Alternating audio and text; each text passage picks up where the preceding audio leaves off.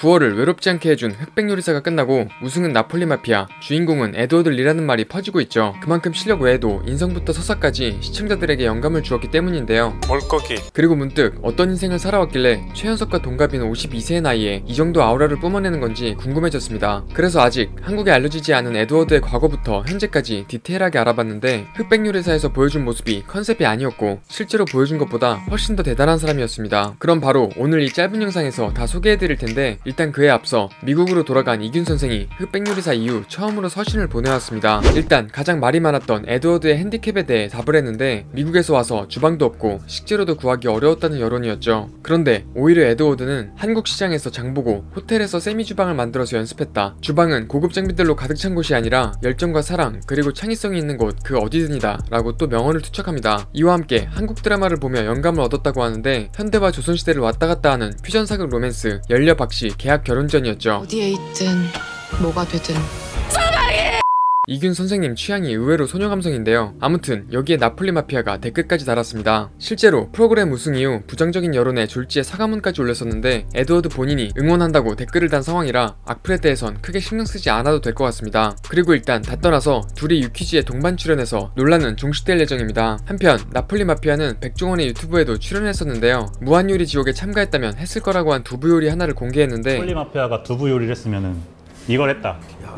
혹시 두부 까먹었어요? 하겠는데? 확실히 에드워드랑 붙었으면 광탈이었을 거라는 추측은 사실로 밝혀졌습니다. 그리고 여기서 잠깐 바로 전에 올린 흑백 요리사 영상 고정 댓글이 모 커뮤니티에서 화제가 됐는데 나폴리 마피아 식당 2주치 예약이 오픈되자마자 서버가 터졌다고 합니다. 다음 예약이 10월 25일에 오픈되는데 부담없이 도전해보셔도 좋을 것 같고 반면 에드워드의 식당은 여전히 예약이 널널해서 고정 댓글에 링크와 항공료 포함 가격 달아두겠습니다. 참고로 배민 배달은 안됩니다. 아무튼 에드워드는 미국에 돌아간 후 한 팟캐스트에서 비하인드 썰을 대방출했는데 참가한 계기가 소름입니다. 일단 아이언셰프 우승까지 한 상황에서 더 이상 요리 경연 프로그램은 안 하기로 했었는데 한국 요리 프로그램이라는 것 때문에 마음을 정했다고 합니다. 자기가 한국인인지 미국인인지 정체성을 찾기 위해 참가했다고 하는데 이 목표를 위해 스스로 룰을 만듭니다. 지금까지 했던 요리는 절대 하지 않고 한국 베이스 요리만 하겠다는 것이었죠. 애초에 자기가 잘하는 한국에 없는 요리는 안중에도 없었습니다. 그리고 여기서 에드워드가 만들었던 요리를 보면 자신의 정체성을 찾아가는 과정 그 자체였던 걸 알 수 있었습니다. 일단 레스토랑 미션에서도 장아저씨 컨셉을 잡으며 한국의 장을 소개하려고 합니다. 실제로 에드워드는 발효 음식에 대한 다큐까지 만들고 시애틀 국제영화제에 초청되기까지 했어서 단순히 이기려고 만든 컨셉이 아니라 우리나라 장에 대해서 애초에 관심이 많았던 것이죠. 그리고 다음은 참치 비빔밥인데요. 인생을 요리하라 미션에서 내놓은 음식인데 마침 자신의 참가 이유와 딱 맞아떨어지는 주제였죠. 그리고 여기서 자신이 비빔인간이라고 하며 한국계 미국인으로서의 정체성에 대한 고민을 요리로 표현합니다. 저는 비빔 인간입니다. 제가 한국의 정체성에 대해서 많이 고생했어요. 그리고 이건 아무도 모를 것 같은데 실제로 올해 1월 본인 식당 나미 스테이크하우스에 신메뉴로 올렸었습니다. 당시는 촬영 중이었어서 흑백 요리사 언급은 없지만 이 요리가 에드워드에게 큰 의미인 건 확실했죠. 한편 안성재가 이게 비빔밥이 맞냐고 의문을 제기했는데 최근 비빔밥 3스타 비빔대왕이 맞다고 인정하며 종결됐습니다. 이건 뭐 말할 거 없이 비빔밥이 확실합니다. 비빔밥처럼 비비진 인생이고. 그리고 결승 미션은 마치 에드워드를 위해 미션을 낸 것 같은 인생을 건 요리였죠. 미션을 볼 때마다 잘 참가했다고 생각했을 것 같은데 그 답으로 이균이라는 한국 이름을 갖고 옵니다. 나에게 한국 이름은 균, 이균 만들었어요. 그리고 남은 떡볶이로 한국인의 정을 표현하며 자신이 느낀 한국의 본질을 정의한 것이죠. 마침 떡볶이는 엄마가 어릴 때부터 해준 소울푸드였고 커서도 엄마랑 떡볶이를 만드는 영상을 올릴 정도였습니다. It's like leftover 떡볶이.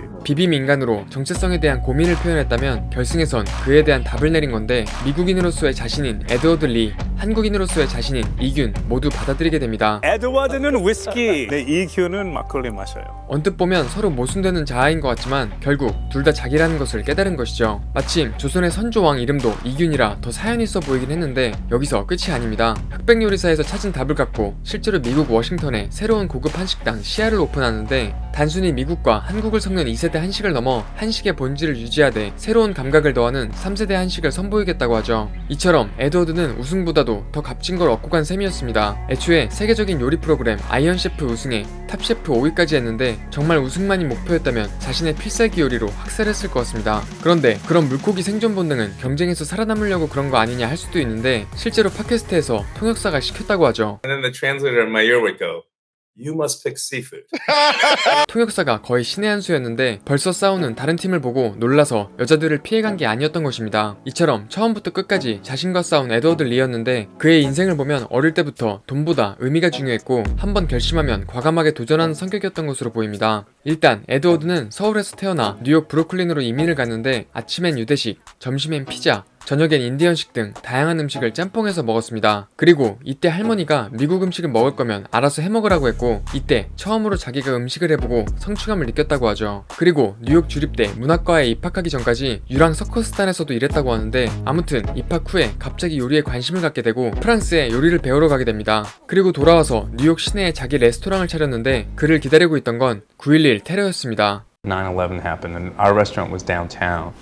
I had people that were in the towers and it was something that really affected me. 그 사건으로 상당한 충격을 받은 에드워드는 머리를 비우기 위해 결국 레스토랑을 접고 미국 전역을 여행하게 되죠. 이때 세계적인 경마대회 켄터키 더비를 보려고 갔다가 루이스빌의 분위기와 남부 요리에 완전히 빠지게 됩니다. I've always had this life that has been very unpredictable. Moving to Louisville, Kentucky, even though it was a crazy idea, felt right to me. 현재 운영하는 식당 중 상당수가 이 루이스빌에 있는데 뉴욕 시내에서 루이스빌로 이주한 건 거의 다른 나라로 간 것과 다름없죠. 실제로 지금은 오너시프가 됐지만 원래는 일개 셰프로 일했었던 610 매그놀리아는 오래된 주택가 안에 떡하니 자리를 잡고 있습니다. 원래부터 남들이 뭐라고 하건 간에 자기가 좋아하는 것에 뛰어드는 사람이었죠. 그렇게 루이스빌에서 셰프로서의 실력과 명성을 쌓아가다가 2010년 아이언 셰프 시즌 8에서 우승을 하며 셀럽 셰프가 됩니다. 그런데 여기서 많은 분들이 오해를 하는 게 있는데 아이언 셰프는 다수의 참가자들과 경쟁하는 프로그램이 아니라 한 명의 마스터 셰프와 도전자가 1대1로 단판 승부를 냅니다. 주 재료를 넣은 5가지 이상의 요리를 1시간 안에 만드는 극한 미션인데 한 요리당 30분이나 주어진 무한요리 지옥이 에드워드에겐 지옥이 아니었을 것 같죠. 아무튼 이 당시에 패기가 넘쳤는지 탑셰프 텍사스 편에 이어서 참가했고 이때도 한국 재료를 섞은 남부 요리 스타일로 5위라는 성적을 거두게 됩니다. 이후엔 어떤 경연 프로그램도 다 거절했다고 하는데 유일하게 한국 요리 프로그램인 흑백 요리사에 참가하게 된 것이죠. 그리고 여기서부턴 한국 사람들이 잘 모르는 사실인데 요리사로서의 업적 외에도 다른 분야에서 엄청난 영향력을 끼치고 있습니다. 바로 작가와 사회운동가로서의 면모죠. 일단 이민자들의 다양한 음식을 통해 미국 음식의 뿌리를 찾는 책 버터밀크 그래피티 외에도 다양한 책들을 써서 제임스 비어드상을 수상한 바 있습니다. 책뿐만 아니라 다큐멘터리까지 만들었는데 발효라는 다큐로 시애틀 국제영화제에 초청까지 받았죠. 이미 김치부터 한국 발효장에 대한 이해도가 매우 높았기 때문에 장아저씨라는 컨셉도 갑자기 나온 게 아니었던 것이죠. 이처럼 기획과 작가로서의 재능도 뛰어난데 개인적으로 가장 대단했던 건 미국 지역사회에 엄청난 공헌을 하는 사람이기 때문이었습니다.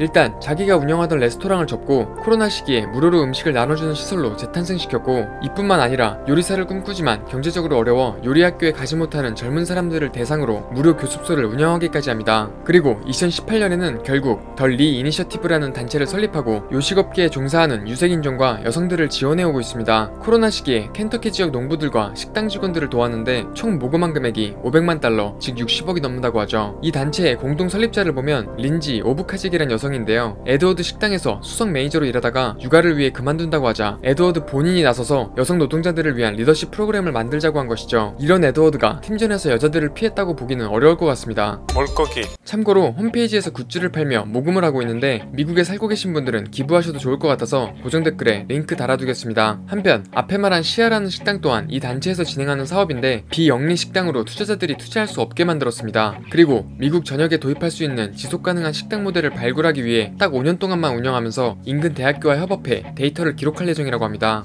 이번에도 돈과 상관없이 더 건강한 요식업계를 만들겠다는 의미를 찾아서 과감하게 도전 중인 에드워드죠. 이런 노력의 결과 무하마드 알리 재단과 요식업계의 아카데미상, 제임스 비어드 재단으로부터 노벨 평화상 같은 인도주의상을 수상했습니다. 요리사가 단순히 요리를 떠나서 사회에 긍정적인 영향을 끼치는 모습이 꽤나 새로웠는데요. 흑백 요리사에서 보여준 모습이 컨셉이 아니라 오히려 자기 능력을 숨긴 겸손한 모습이었다는 게 킥이었습니다. 혹시나 흑백 요리사를 에드워드 리 시점에서 다시 보고 싶으신 분들 중에 넷플릭스가 비싸서 구독을 해지할까 고민 중이신 분이 있다면 10,000원 이하로 볼 수 있는 방법이 있으니 고정 댓글 하단 확인 부탁드립니다. 그러면 끝으로 도전이 망설여질 때 마음에 새겨야 하는 이균 선생의 말씀을 전하며 물러나겠습니다. Sometimes you think, wait, I want to go back and change something. But once you start walking, you have to go all the way through to the end. And let's do it.